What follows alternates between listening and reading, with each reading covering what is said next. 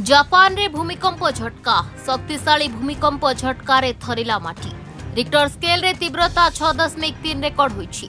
Japan पश्चिम चुगोकु अंचल रे भूमिकंप अनुभूत होईछि। तीव्रता अधिक थिले भी सुनामी अलर्ट जारी होई नाही। हेरे लोकंक भितरे भयर आतंक खेली जाईछि। भूमिकंप झटका लागिबा परे लोके छानिया रे घरु बाहरी आसुथिले। कोनोसी बड़ क्षयक्षति होइतिबा नै रिपोर्ट हस्तगत होई नाही।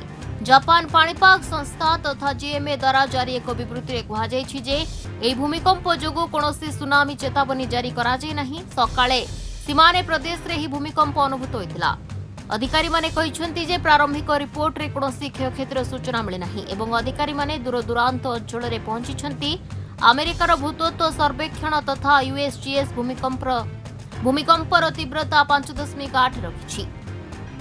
जेएमए कहिछि जे पूर्वरु 4.5, 5.1, 3.8 एवं 5.4 तीव्रतार अनेक छोट भूमिकंप अनुभूत होइतिला।